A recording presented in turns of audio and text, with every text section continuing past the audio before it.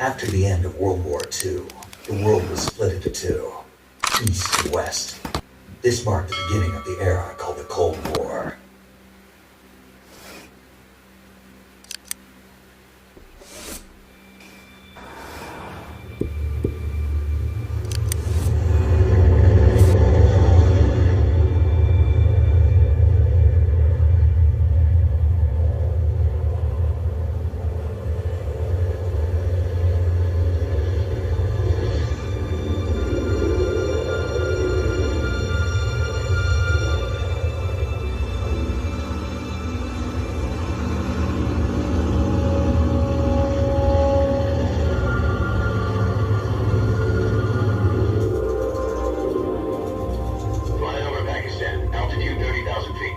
Approaching Soviet airspace.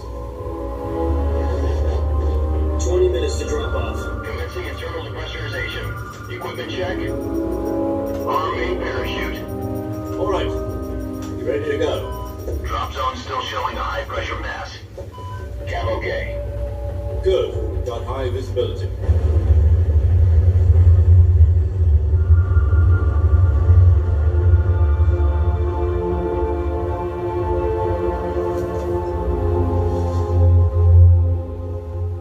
Cigar.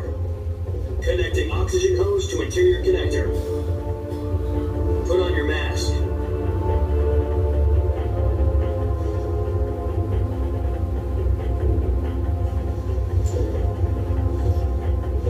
Does this panty waste know what he's doing? Approaching release. 10 minutes to drop off. Hey, are you deaf? He said put out the cigar and put on your mask.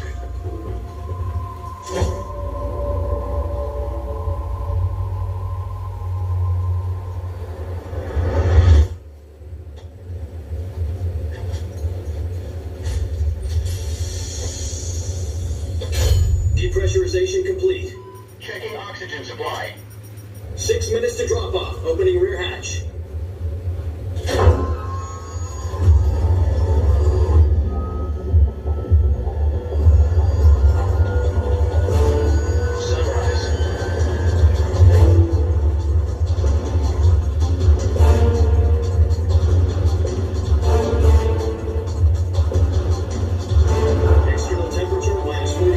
Celsius. 2 minutes to drop off. Stand up.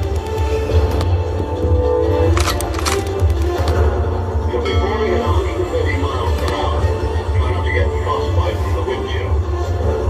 1 minute to drop off. Move to the rear. Activate the auto. This is one for the history books. World's first halo jump. 10 seconds to drop off. Stand by. Status okay. All green. Prepare for drop off. Countdown. 5, 4, 3, 2, 1. Spread your wings and Fly. God be with you.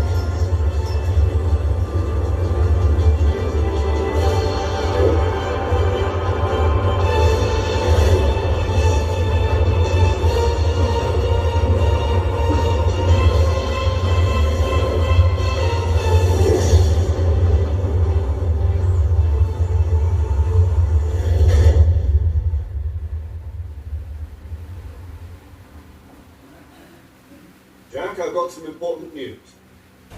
The head of the CIA has finally given us the green light for the virtuous mission. Virtual mission? No, the virtuous mission. The future of our Fox unit depends on it. If it succeeds, we'll be officially organized into a unit. Virtuous mission? Sounds like some kind of initiation ritual.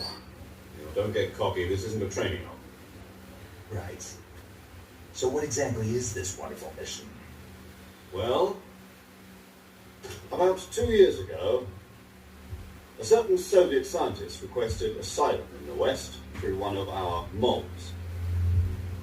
His name is Nikolai Stepanovich Sokolov. He's head of the OKB 754 Design Bureau, one of the Soviets' top-secret weapon research facilities, and the East's foremost expert on weapons development. Sokolov? Isn't he that famous rocket scientist? The very same. On April the 12th, 1961, the Soviets achieved the first manned spaceflight in history. The Earth was blue, but there was no God. Well spoken. The rocket that carried Yuri Gagarin to orbit was the A-1, known as the Vostok rocket. Sokolov is said to be the man most responsible for the multi-engine cluster used in that rocket. After Gagarin's flight, Sokolov left rocket development, became the head of the newly established design bureau. From a lowly technician to head of a design bureau, that's quite a success story, so why do you want to defect? It seems he'd become afraid of his own creations. Afraid? Call it a crisis of conscience. And for that, he left his country and his family behind and went over the fence? Not exactly. One of his conditions was that his family was also to be taken safely to the west. He used a mole to get the family out first and succeeded in sneaking Sokolov over the Berlin Wall shortly afterwards. I was the one who conducted the operation. The security on the eastern side was still full of holes back then. Then what? We got Sokolov over in one piece, but the whole ordeal had left him exhausted, and we checked him into a hospital in West Berlin. It took him 2 weeks and more than 600 miles to get from the research facility in the Soviet Union to Berlin. He was in no condition to say anything coherent. And it was only a week later that we had something much bigger on our hands. The Cuban Missile Crisis. October 16, 1962, President Kennedy received word that the Soviets were in the process of deploying intermediate-range ballistic missiles in Cuba. The President demanded that the Soviets dismantle and remove the missiles. At the same time, he announced a naval blockade to prevent further missile shipments from reaching Cuba. But the Soviets didn't back down, instead placing their armed forces on secondary alert. Soviet transport ships carrying missiles continued on course towards Cuba. US and Soviet forces went on alert for a all-out nuclear war. Frantic negotiations were conducted through the UN's Emergency Security Council and unofficial channels to end the hair-trigger standoff. Finally, on October the 28th, the Soviet Union agreed to remove its missiles from Cuba, and so the world avoided a nuclear holocaust. But in order to get the Soviets to pull their missiles out, we had to make a deal. You mean the one where the US agreed to remove its IRBMs from Turkey? No. The Jupiter IRBMs deployed in Turkey were obsolete. We were going to get rid of them anyway. They had no strategic value whatsoever to either the US or the Russians. The Turkey deal was a ruse, a cover story that was fed to the other intelligence agencies around the world. So what did the Russians really want? Sokolov. They wanted us to return Sokolov. You mean the Soviets pulled out of Cuba just to get their hands on Sokolov? That's right. What the hell was he working on? At the time, we had no idea. We were running out of time. It's either give up Sokolov or risk full-scale nuclear war. In the end, we had no choice. President Kennedy gave in to Khrushchev's demand. The next day, I got Sokolov out of the hospital, handed him over to agents on the eastern side. Sokolov kept on screaming, "Save me," until he disappeared from my sight. Then a month ago, we received some new information from one of our moles. About Sokolov? Yes. He was taken back to the research facility and forced to continue working on the weapon in question under KGB supervision. Once more, it's on the verge of completion. So what kind of weapon is it? Something to do with space rockets? No, missiles. Same technology. I guess you're right. We don't know the details, but it appears to be a new kind of nuclear device. For half a year now, the Soviets have been conducting frequent nuclear tests at Semipalatinsk. Something to do with the weapon, I assume. We're talking about a secret weapon so big that Khrushchev was ready to pull out of Cuba to get it back. Is Sokolov still in the facility? No. According to our intelligence, he's in Selino Yats, a place in the mountains about 3 miles to the west, known as the Virgin Cliffs. The Virgin Cliffs.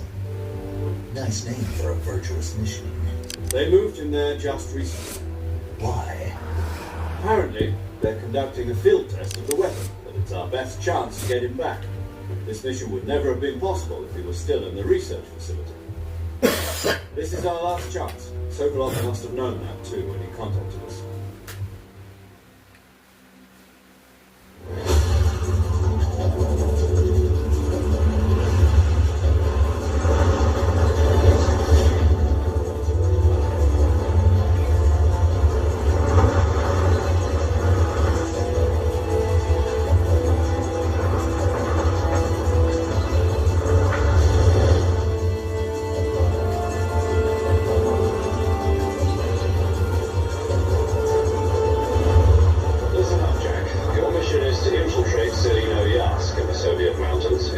Locate your Sokolov and bring him back to the west.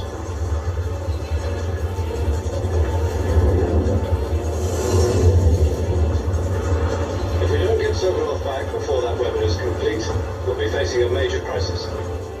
The clock is ticking.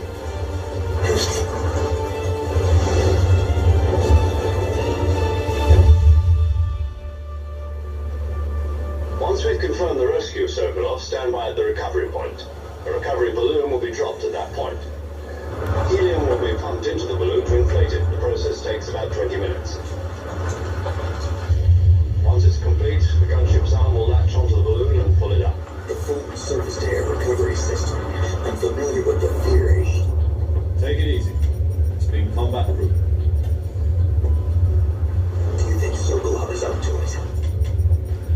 The shock will be less than during a parachute jump, and the arm can handle up to 500 pounds. So you're planning on going over the border in a single combat talon? She's equipped with two 6-barrel 20mm Vulcan cannons, as well as two 40mm machine guns. Sounds like she could hold her own against a battalion of tanks. Even with the fuel in the reserve tank, we're facing a 4-hour time limit. If all goes well, it shouldn't take more than a few hours. Home in time for dinner.